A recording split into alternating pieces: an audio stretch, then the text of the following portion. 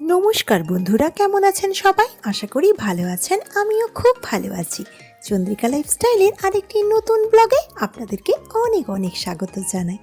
আজকে হচ্ছে গিয়ে শুক্রবার, আর ঘড়িতে এখন বাজে প্রায় সকাল 6:30। তো আমি উঠেছি প্রায় 5:30টার সময়। উঠে একটু ধোকলা বানাচ্ছিলাম।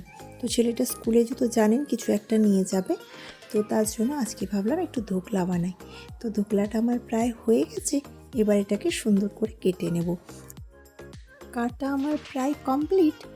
দাঁড়ান, কতটা সফট হয়েছে আপনাদের একটা তুলে দেখাচ্ছি। আর যদি আপনারা এই ধোকলার রেসিপি জানতে চান, অবশ্যই আমাকে কমেন্ট করে জানাবেন।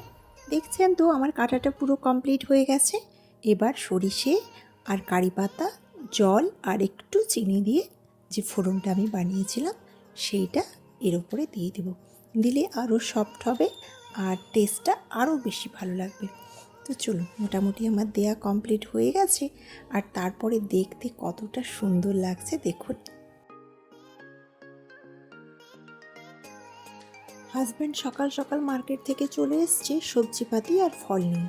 তো সবজিগুলো আমি সব পরিষ্কার করে ফ্রিজে দিয়ে দিলেও ফলগুলো কিন্তু আমি কোনো সময় ফ্রিজে রাখি না, কারণ চোখের সামনে যদি ডাইনিং টেবিলে রাখি, যে যখন দেখবে একটা করে তুলে খাবে। আর যদি ফ্রিজে ভরে দিই তাহলে ওই ফ্রিজেই পড়ে থাকবে, আর এগুলো খাওয়া হবে না। তার জন্য সুন্দর করে এই ঝুড়িতে করে সাজিয়ে টেবিলেই রেখে দিলাম।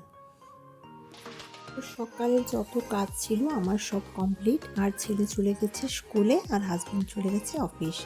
এবার আমি দুপুরে রান্নাটা একটু সেরে নেব। তো আজকে হাজব্যান্ড কিন্তু এনেছে কাঁকড়া, তাই আজকে বানাবো কাঁকড়ার একটু কষা কষা। তো তার জন্য যে হ্যান্ড ব্লেন্ডার ছিল ওটাতে একটু পেঁয়াজগুলো কুচি করে নিয়েছি। আর আদা রসুনের পেস্ট মোটামুটি আমি এক সপ্তাহের জন্য করে রেখে দিই। ওই আদা রসুনের পেস্ট ফুরিয়ে গেছিলো, তার জন্য আজকে দুটো পেস্টই বানিয়ে নিয়েছি। আজকে একটু ওই কাঁকড়ার কষা বানাবো, তার জন্য একটু একটু করে নিয়ে নেবো এখান থেকে। বাকিটা আমি ফ্রিজে তুলে রেখে দেবো। এই যে কাঁকড়ার কষা বানানোর জন্য কাঁকড়াগুলোকে আগে আমি সুন্দর করে ভেজে নিয়েছি। অবশ্যই ছাড়িয়ে এনেছিল আমার হাজব্যান্ড, যার জন্য আমাকে আর ছাড়াতে হয়নি। তো তারপরে মশলা করে ওই যে লঙ্কা গুঁড়ো, একটু কাশ্মীরি লঙ্কা গুঁড়ো, এমনি লঙ্কা গুঁড়ো, হলুদ গুঁড়ো সব দিয়ে ভালো করে কষিয়ে তারপরে দিয়ে দেবো একটু হালকা জল। তো তারপরে একটু ফুটতে থাকবে, তারপরে মিশিয়ে দেবো কাঁকড়াগুলো। ব্যাস হয়ে গেছে। এত সুন্দর ভালো স্মেল আসছে। যাই হোক, কেমন হয়েছে খাবার পরে আপনাদেরকে অবশ্যই জানাবো। আর কালারটাও বেশ সুন্দর এসছে। একটু খালি হতে দেব, ধীরে ধীরে করে ফুটবে। যেমন মাংসটাকে আমরা ধীরে ধীরে করে ফুটাই, তো দিলে আরও বেশি টেস্ট আসবে।